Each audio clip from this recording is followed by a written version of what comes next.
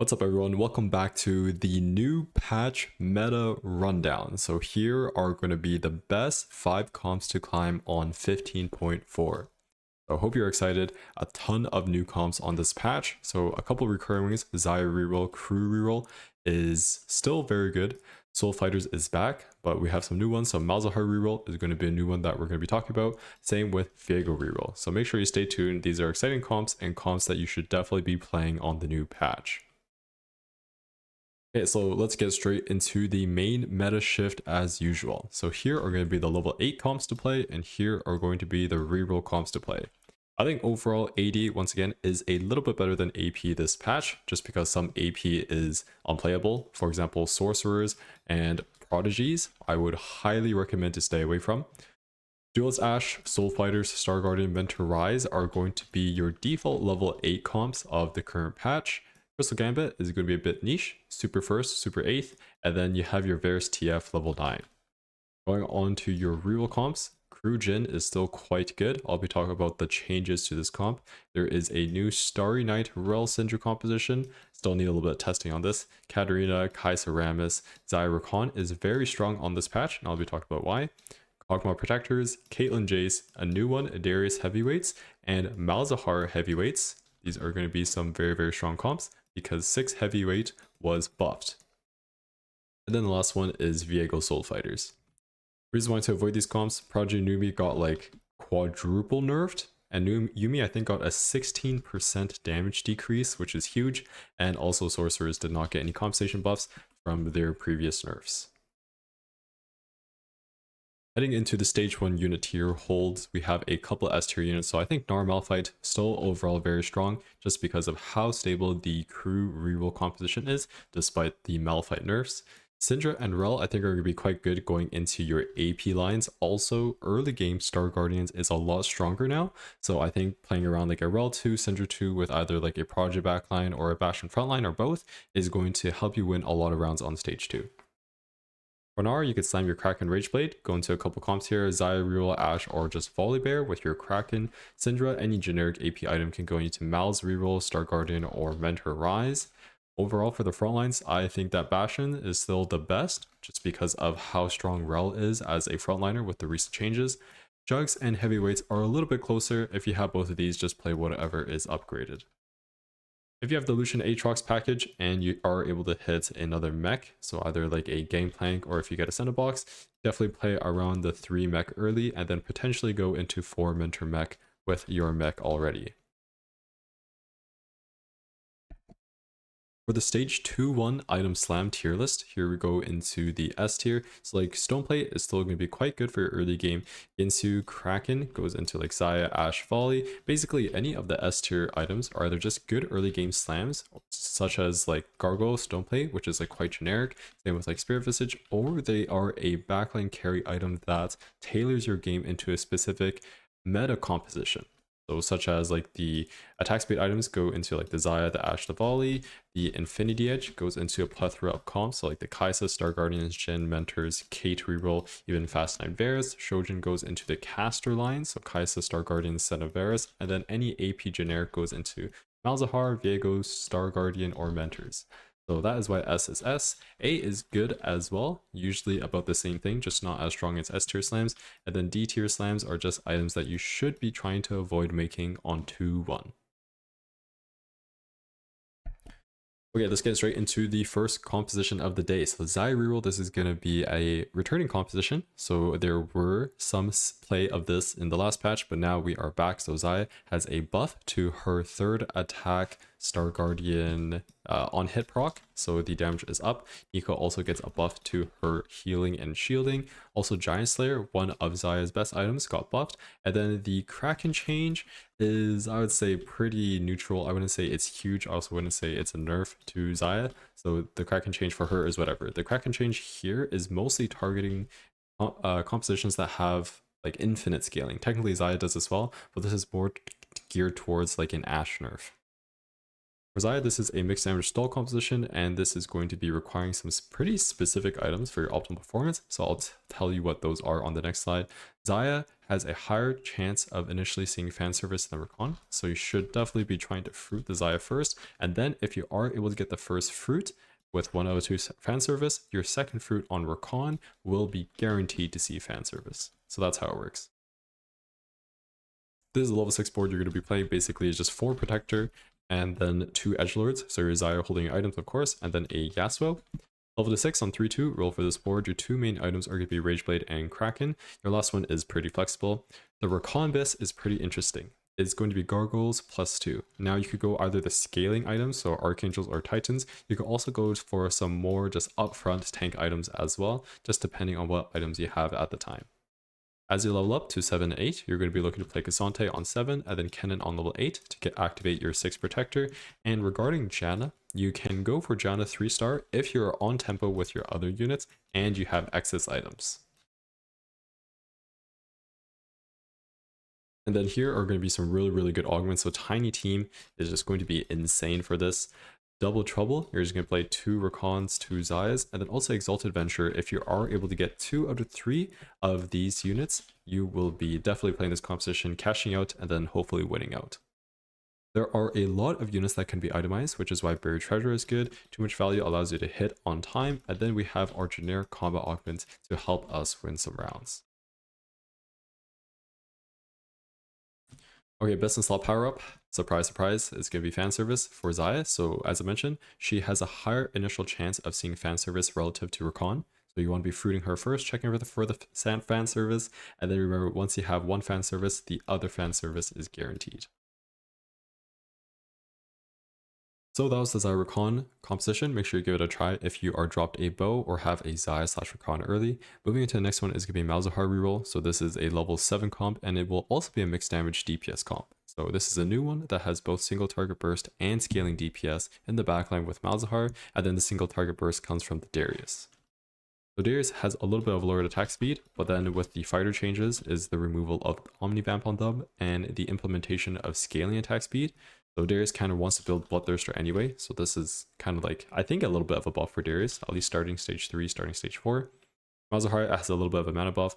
Heavyweight 6 got a HP buff, which is huge. And then also Poppy, the way to interpret this is HP on Poppy is going to be a lot better now, as she now scales with max HP. So a 1-star Poppy with no HP items or no heavyweight is going to be a bit weaker, but a 2-star Poppy that has HP items or has heavyweight is going to be stronger. Here's going to be your level 7 board. So the main 3 units you're going to be rolling for are Darius, Malzahar. So these two have equal priority, and then also you also want to be going for the Jace, but he does not have as much priority as these other two. You're going to be leveling to 7 on either stage 3-5 or 4-1. 3-5 if you are super rich but not that healthy, or your board is not that stable, or 4-1 if you're not as rich but you have a stable board, and rolling for 6 heavyweight, namely hitting at least 1 Poppy. The Mal's Bis is going to be pretty simple. It's just going to be the Void Staff and the Morello plus a mana item. You can also go Archangel. This is fine as well. This is actually supposed to be Morello. So Void and Morello is going to be better. Archangel is fine as well. And then some sort of mana item. So a combination of these 4 categories. Your AD Bruiser items are going to be going onto Darius. Tanky items are going to be going onto your Poppy. One thing to note is if you have Blighting Jewel, you must force this composition. It is so strong on Malzahar, and in this case, it will replace the Morello. So it will be Blue Buff, Void Staff, and the Blighting. And then on level 8, you'll be playing a Seraphine to activate 2 Prodigy and Star Guardian. Business Law Augments, Rig Shop Plus. Basically, your main carries and main units are 3-cost units. So Rig Shop Plus is going to be great. Same idea with the Trifecta. Here are the rest of the augments that you should be taking. Of course, make sure you check your current spot before you take it, before you actually just insta-click these. But all of these augments are going to be quite good for this specific composition. For your power-ups, Shadow Clone Malzahar is going to be the best. You can also go Mage or Power Font. One thing to note is, before you even get to Seraphine, which is pretty far away, number 1, you have to be level 8, number 2, you have to hit a 5-cost unit, you actually won't have that much mana gen on the Malzahar. So that's why Power Font I think is fine. Mage is also I think fine. You definitely really want to have Shadow Clone though. Poppy, just generic tank power-ups, so you don't have any CC with this board, so Unstoppable is pretty good. Body Change with 6 heavyweight is also very good. The other thing is, you could also power up the Darius, but I'd probably only do it with Fusion Dance. If you have Fusion Dance, in this case, you'll eat the Jace, as he has a lot of AD and HP, and then your Darius turns into a raid boss here. So definitely try out that composition. Plenty of fun. Malzahar, heavyweights, infinite frontline, and a scaling backline. Or at least like a DPS backline. The next composition that we're going to talk about is Crew Jhin. So this comp has been around for a bit. A couple nerfs, a couple buffs. So Sivir got buffed. This is actually quite good. Like 5 base AD and also 10 mana off the top. So Sivir is actually going to be pumping some pretty good damage here. The main nerf is to Malphite and Protector. So this is pretty significant because this is usually a solo frontline composition or a solo frontline tank.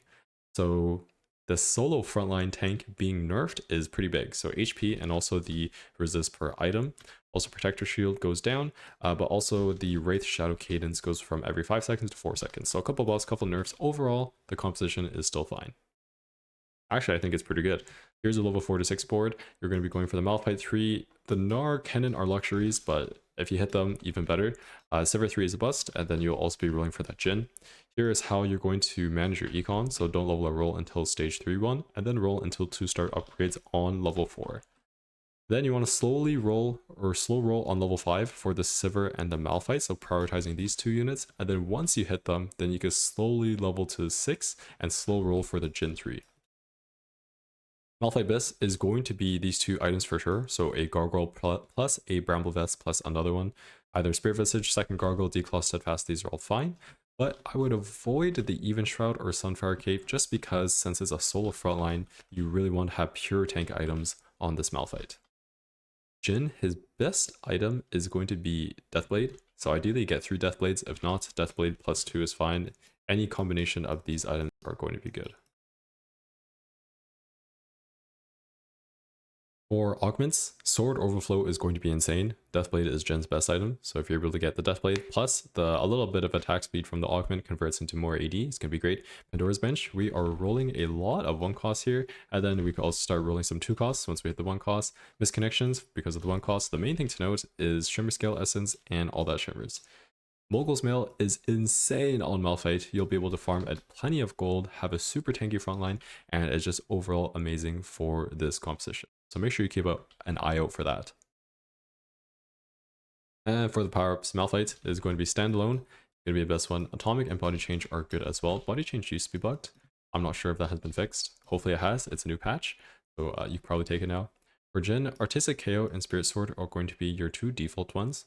Spirit Sword you can only be taking if you have crit build. So if you have like a Deathblade, if you have like 2 Deathblades and then like a Ginsu, you should not be taking Spirit Sword. But if you have anything with crit, then you should be taking Spirit Sword over Artistic KO.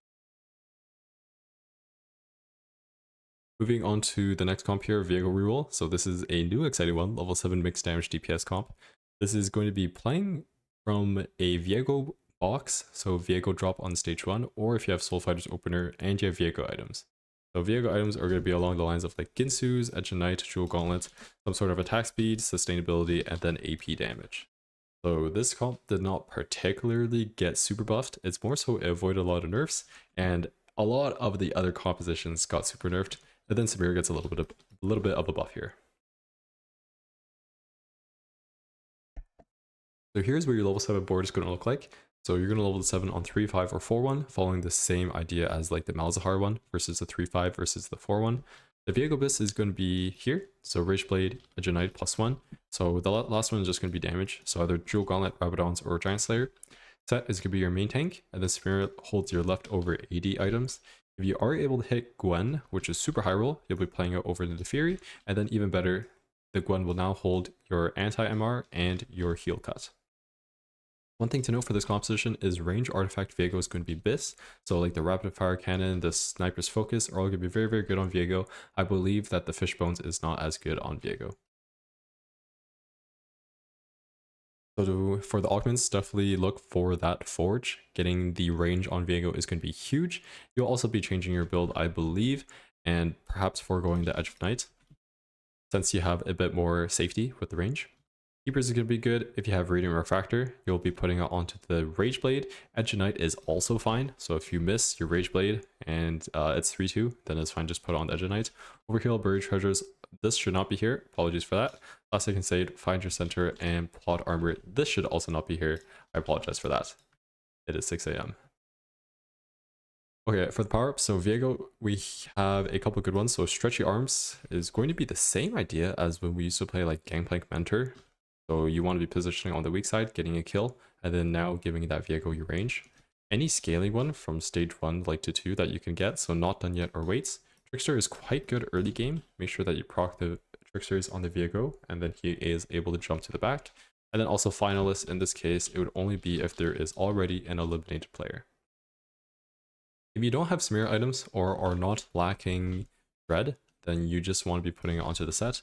So any generic frontline one, Selfish, Body Change Resistant. If you are lacking Shred and like Slender, and you have smear items, then you could just put it onto the Samira. Then the last one for the day is going to be just the regular Soul Fighters. So instead of re-rolling on level 7, we're now going to be going fast 8 and playing around Samira as the primary carry. One thing to note is Soul Fighter is not a win-out comp, so once you hit the Samira 2, the set 2, you're not guaranteed to win every round, which means that this is a tempo comp that really wants to go level 9 for Gwen plus 8 Soul. The moral of the story with Soul Fighters is do not play this from behind. Here is going to be your regular level 8 board with Udyr and Volibear/Shen being your plus 2s. This is if you do not hit Gwen, which is going to be most of the time. If you have Gwen on level 8 and you're a high roller, you're going to be playing the Gwen plus the Kalista over these two units, the Udyr and the Volibear, and playing the 8 Soul Fighter. Samir Abyss is going to be Shojin, Infinity Edge +1, so either Last Whisper, Strikers, Deathblade, Giant Slayer, these are all fine. And your Gwen will be holding your Anti-Heal and your Magic Shred. Couple augments that are quite good, Para 4s. So in this case, you'll not be playing the Volibear.